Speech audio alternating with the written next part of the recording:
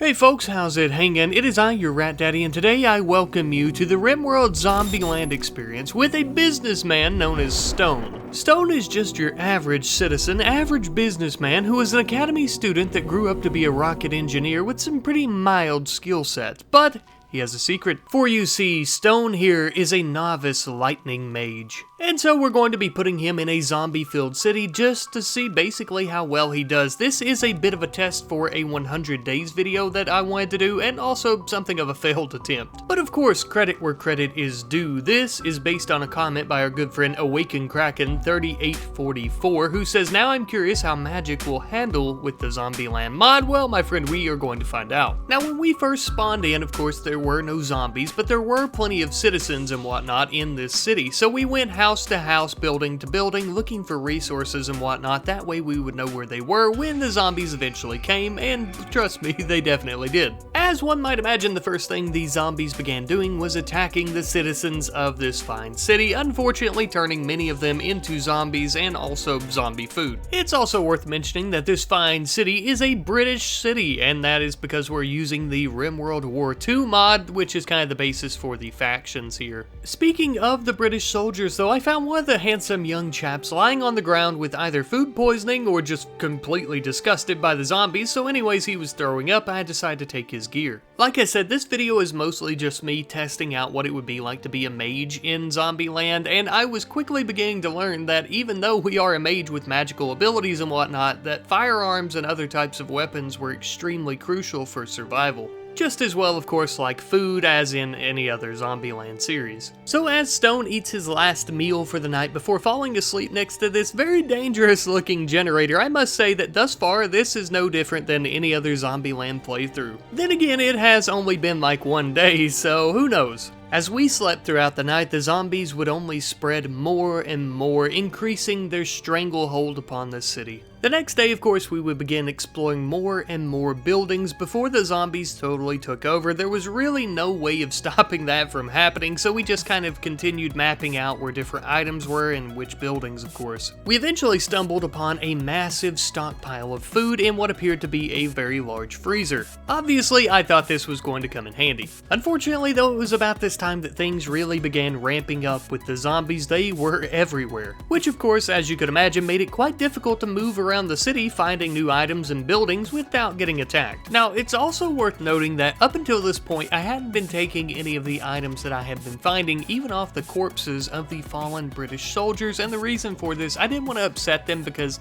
it would be very easy for me to take these things and make them angry, and then not only would I be fighting zombies, I would also be fighting the townspeople and their soldiers, yada yada. But seeing how the zombies have mostly taken over by this point, I don't really think it matters anymore. I found this very interesting looking warehouse with plenty of food that I decided to turn into my base of operations for the moment. That night, a child named Olaf, who apparently was a German slave, had entered the building, and he was also something of a technomancer, so a magical being just as ourselves. I promised myself that I would take good care of this young lad and kind of take him under my wing, even if that meant that we had to capture him, enslave him, or recruit him. I wanted him to be part of the team. Obviously, one of the biggest challenges with that is that scores of zombies were beginning to pile up outside our walls, and I had no control over where this child went or what he did. Before morning, though, Stone had managed to develop a magical skill point, and we used this for a new lightning ability. We ran outside the next morning to grab an RPG, and then we would get to test out this new lightning ability.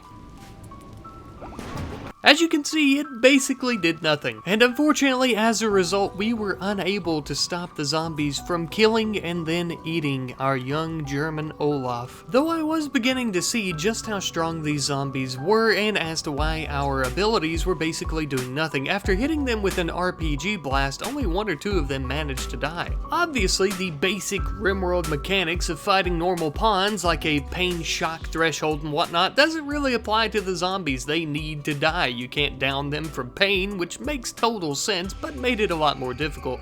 Mostly because you have to kill them. Even injuring them to a certain point won't do anything either. The meat and potatoes of what I'm trying to get at here is that they are tough as shit. Before nighttime, I once again found a very small area inside a building that I would call home for what was a short period of time. This time around though, I would even begin deconstructing several of the walls, the flooring, and things like that so I could try and double up my walls for protection. And I'm extremely glad that I did, because all throughout the night we were completely surrounded by zombies. I mean an absolute horde of zombies. The very next morning we ended up building a brand new steel door so we could come and go with the outside world as we pleased. We were going out once again to begin exploring more and more of the city, looking for better items and weapons and things like that, but unfortunately this time around the horde of zombies was following us and we got bit.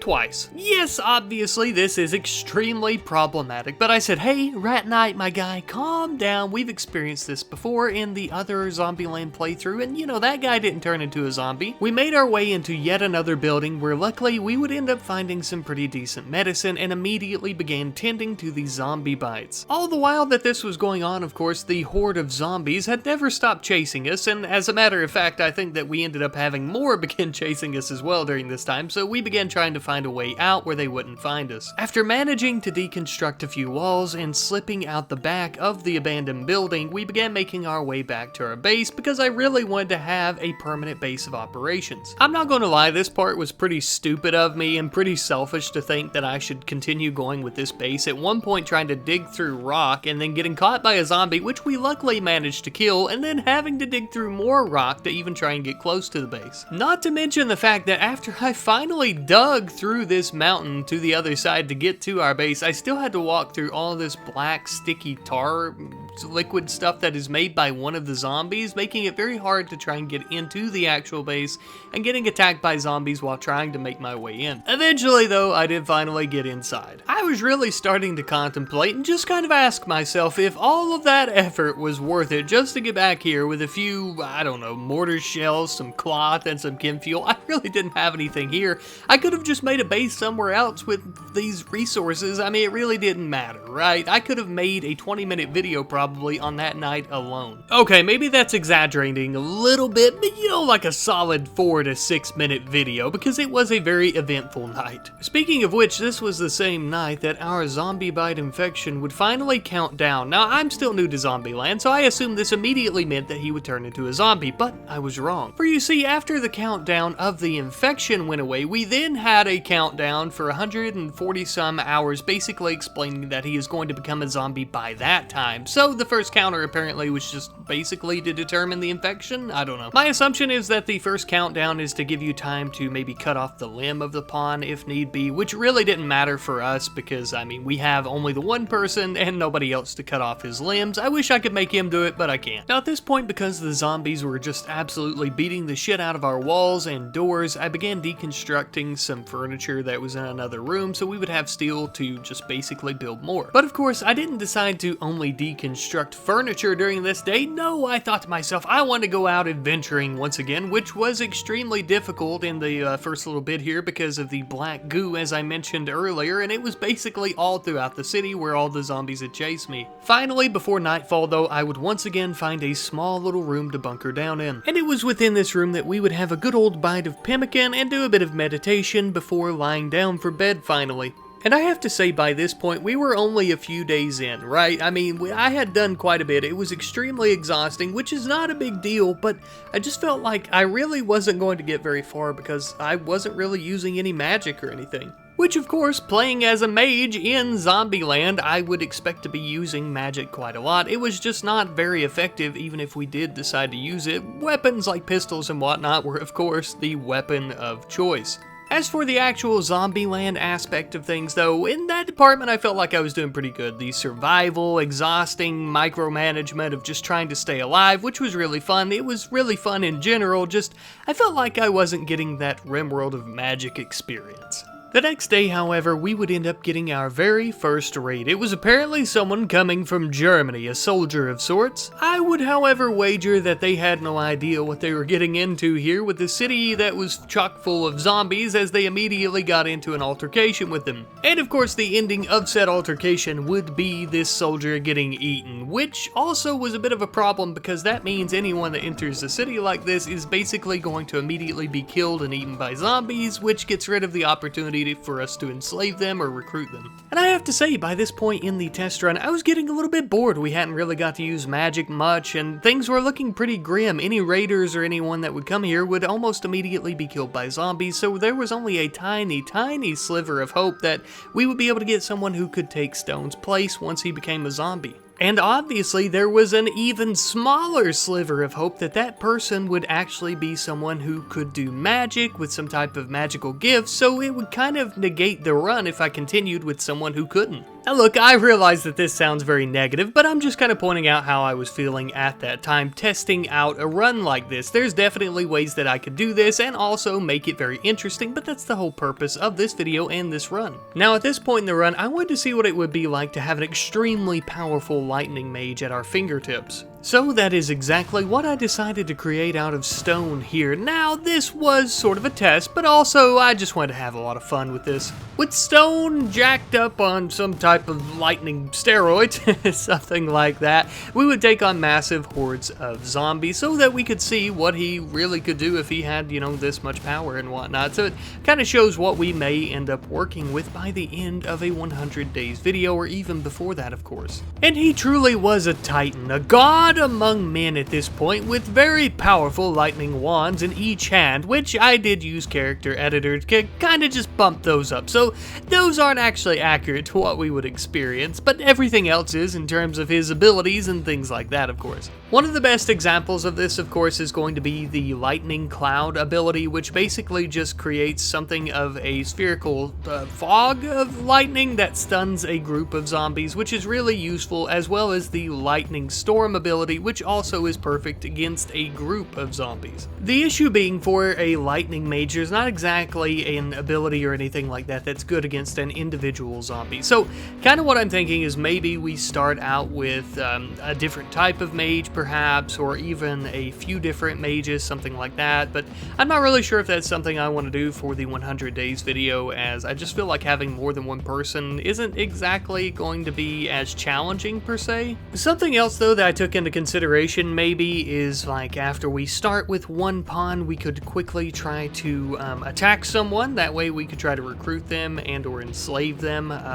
We don't have to do it right away. For example, earlier with the Olaf kid, that would have been the perfect opportunity to do that. So it's a bit of a growing and a learning experience for me, truly. And truly having another pawn with us, trying to recruit someone or enslave someone, wouldn't necessarily be just to have the advantage of having another person to fight and things like that, of course. If we had someone who was capable of doing doctoring, if, you know, Stone were to get bit by a zombie like that, we could cut off the limb if he ends up getting an infection that we, you know, can't get to go away by doctoring it and stuff like that. So that's kind of my thinking with that. Something else though that I noticed going back through the footage to narrate and stuff to actually create this video is just the fact that my inability, not necessarily inability, but my inactivity in taking armor and weapons and stuff right from the get-go and other types of items. So that's something I've learned from as well, I think, with this, is I just need to be faster and take more action a lot quicker with that stuff. I'd like to apologize as well, because I realize that most of these videos don't include me talking for these long periods of time like this and just yapping on and on about what I've learned and my experiences and, you know, stupid shit like that of me just talking. But I thought it might be fun to show you guys a little bit behind the curtain. You know, with my Patreon and stuff, you guys get updates and stuff if you are a patron. If you're not, of course, there's rarely any updates as to what I'm doing and things like that. So this is kind of my pseudo way of doing that. I've never really showed any failed attempts or any test runs or anything like that for the 100 days videos. The 100 days videos, for me, they just take quite a while to make. At least a few days just full force going at it, you know, and stuff like that.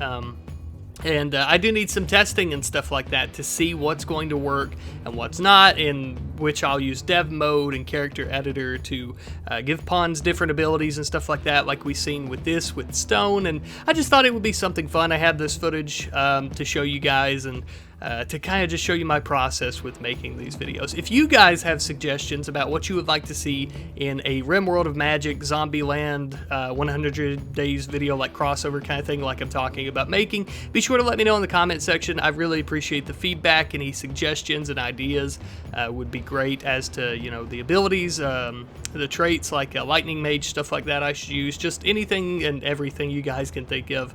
But I really appreciate you guys. I love you ever so much, and I'll see you in the next one. Goodbye.